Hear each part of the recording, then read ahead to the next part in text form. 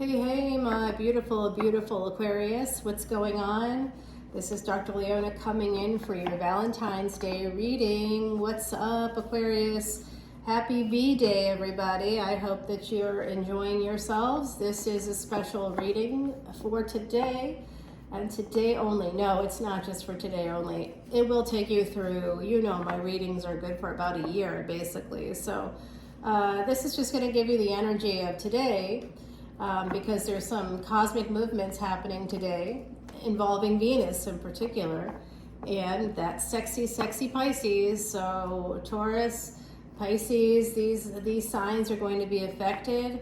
Anybody who has sort of fixed energy connected to Venus, if Venus is your guru, you definitely want to tap in here. Now Aquarius, you have Venus leaving your sign, moving into Pisces, and the Sun just moved into your sign and is in a 5-degree conjunction with Saturn. So Saturn is now combust with the Sun.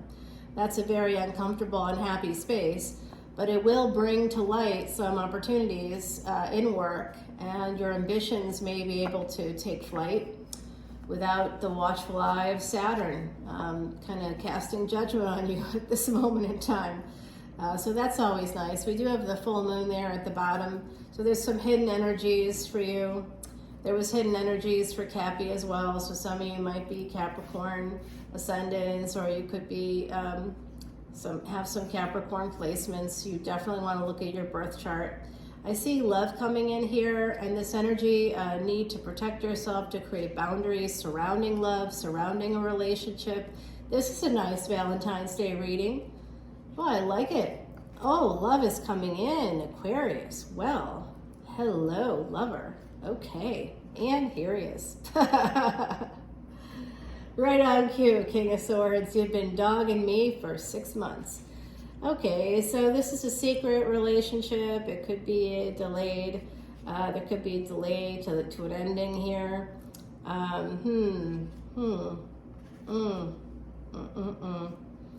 Someone wants victory with you.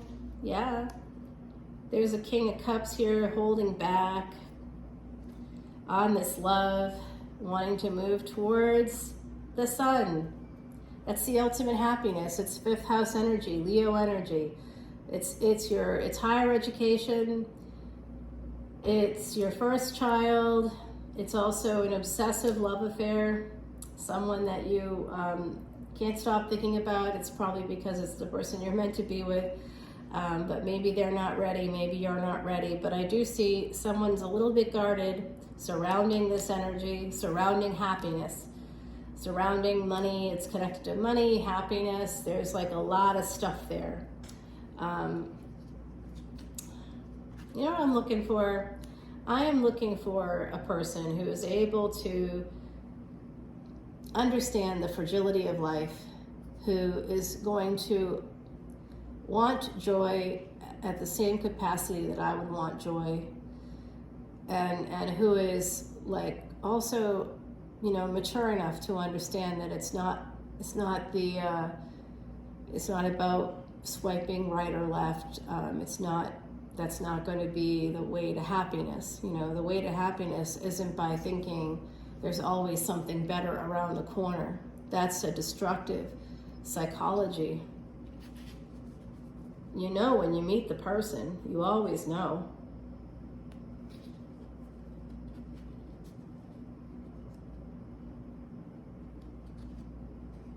Yeah, there's an ending here, a big time ending. Someone has a lot of anxiety about ending something.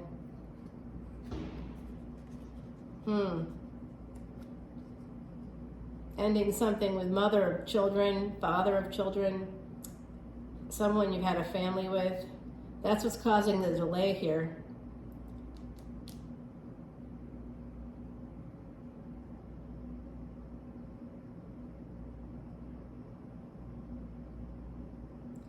Yeah, so I see that somebody wants to have a victory in this relationship, but they're losing sleep about the fact that they have to end something elsewhere.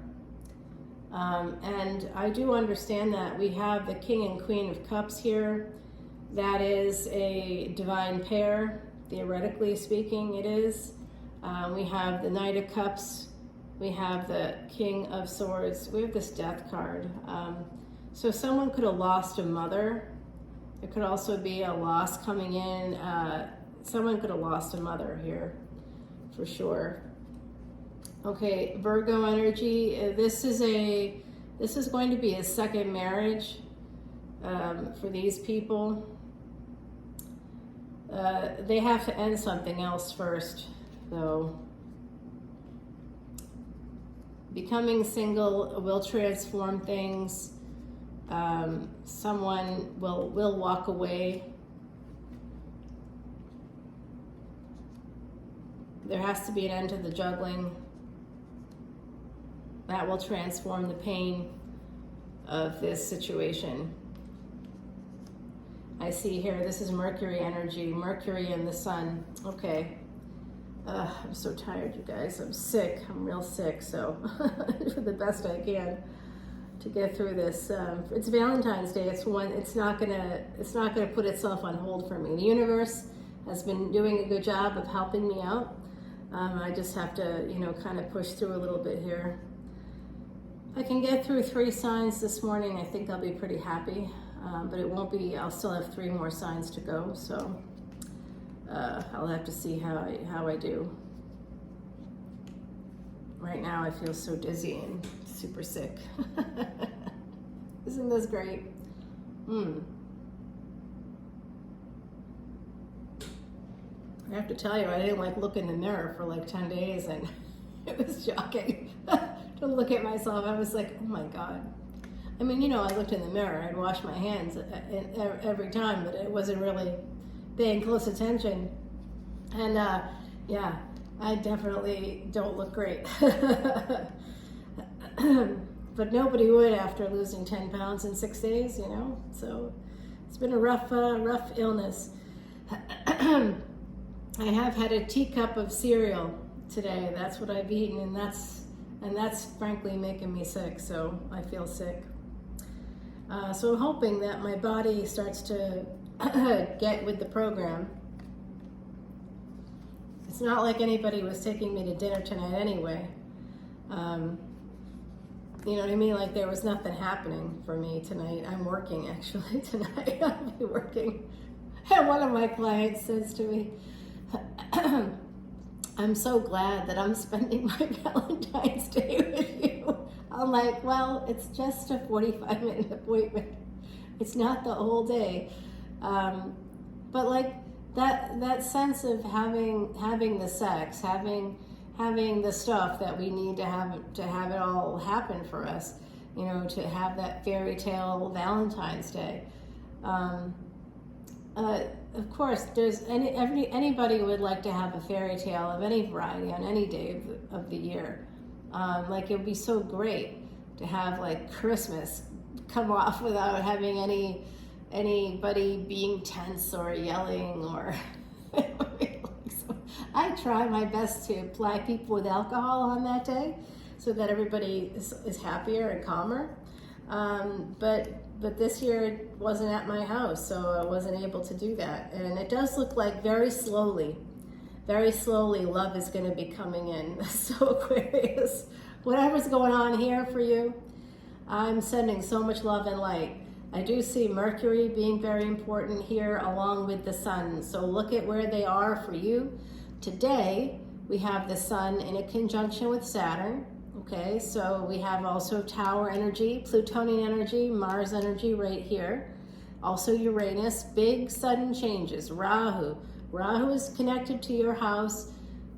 Uranus is connected to your house. Saturn is connected to your house. Uranus and Rahu are in Aries. They're in the first house in Aries. But wherever Aries is in your chart is where they are. So they still influence the first house. They're still influencing your physical life. But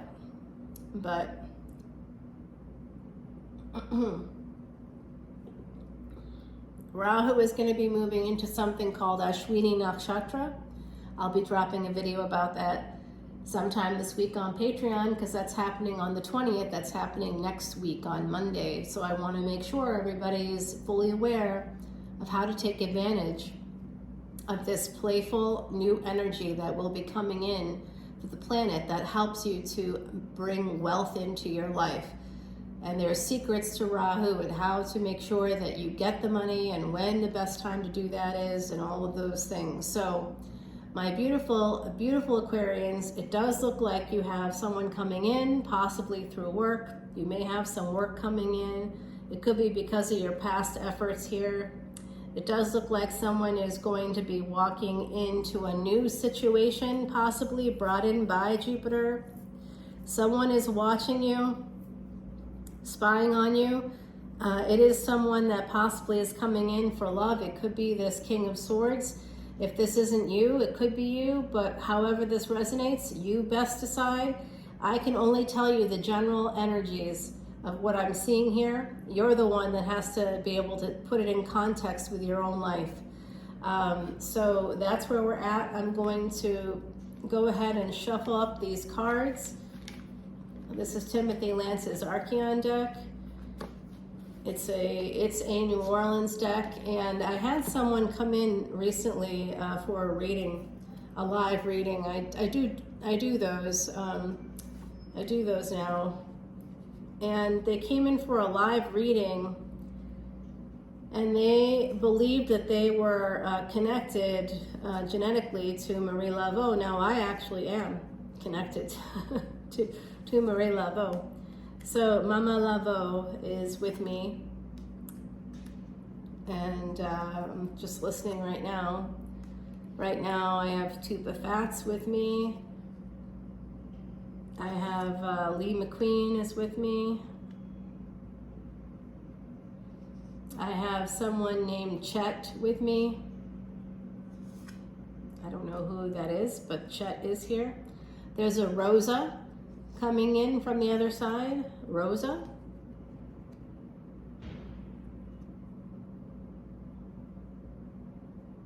This is an interesting name. Edwina.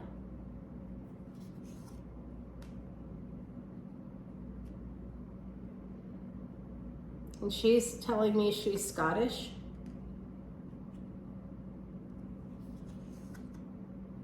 We have to see what we're being so protective about here.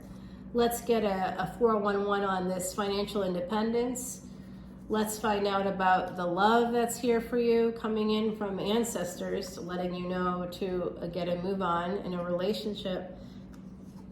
Move towards that if you want it, because the energies of the cosmos are not going to wait for you. I'm hearing that very, very clearly. The energy, the cosmos are not going to wait for you. If you want certain things, you have to act and move quickly. And I'm feeling like I need to act right now. You know, like it's like I'm feeling a sense of urgency here, a big sense of urgency. Some energy there I want to clarify. So we'll do that on the other side on Patreon. I have a Harold coming through, Howard, I think.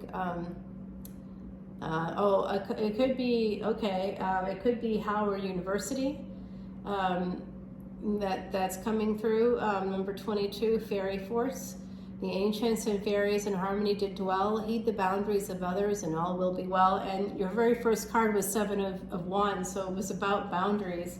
So some of you need to create some boundaries for yourself. Remember, boundaries are meant to keep people in, not out.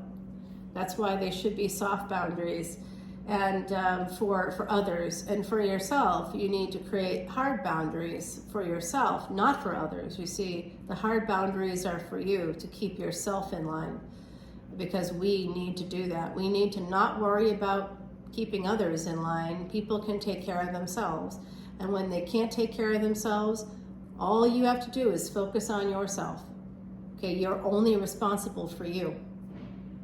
So you don't have to worry about what someone else does or doesn't do. I had an opportunity come in. We talked about the terms and stuff for a contract and everything, and I opened the contract, and nothing we talked about was there. Now, that's not my problem. That's someone else's problem. I'm not going to worry about it. I'm sure it's a negotiation tactic, but it's not my way of doing business, and I'm not going to do business with anybody who disrespects me or the terms. If you agree to terms, you agree to the terms, and that's it. And you're not going to start changing terms in a contract. Like, that to me is telling me I don't want to do business with anybody like that. So here, that's where I am, right? I could get upset about it, missed opportunity, blah, blah, blah. It's not a missed opportunity. It's just not an opportunity that I'm willing to participate in if the terms that we agree to aren't reflected in the contract. And I give people a chance to make it right, and they can do that or they cannot do that. But either way, I'm not responsible, right? So in relationships, it's the same way. We keep treating partners like prisoners, not partners. People are not prisoners. They're our partner. And if they're your partner, you don't have to rope them in, reel them in. This is not a rodeo. It's real life, and your relationship should be happy for everybody here. Nobody should feel trapped or stuck. And when people feel trapped and stuck, it's probably because they didn't create boundaries with the partner. There's some codependency, there's some unhealthy addiction within the relationship, and that relationship has to end. It can't continue because there's no recovery from a codependency. One or both parties will always go back to that. You can't get it right. There is no right with codependency. It's not right at all. And when you're used to that, then you're hurting yourself and you're hurting everybody else around you. All the family members connected to you in that unit are all going to have shades of codependency in their life. And that's unfortunate and horrible. It's a terrible legacy to leave behind, the legacy of codependency and victimhood. That's where it comes from. Oh, I need help. I can't do this alone. Why can't you do it? Are you an adult? Are you a functioning adult? Why can't you do anything alone? Why do you need to hold someone's hand the whole time? You don't. And that's someone that made you feel like you did. That's a problem. That's when it becomes a problem. So Valentine's Day, love and fairy tales, fairy forts. Boundaries are the theme today for my beautiful Aquarians. Come and follow me over to Patreon if you want to know more about what's going to happen through this extended video. This is going to show you the transit, basically, of Venus in Pisces. That is the Valentine's Day transit. That's what's happening today. We also have the Sun and Saturn in a 5-degree conjunction where Saturn is combust for about a month yet ahead in your sign. Okay, so if you want to learn more about that, please come over to Patreon. I'll also be dropping a new video on Rahu and what it means when it moves into a new nakshatra, how that can help you. It's only going to be in Aries for about 6 more months. So you've been warned. Come on over to Patreon and learn how this destiny node, a node of destiny, what this means for you and how you can move towards your ambitions, my beautiful Aquarians. Let's go over there together. I'll talk to you over on Patreon. Bye now.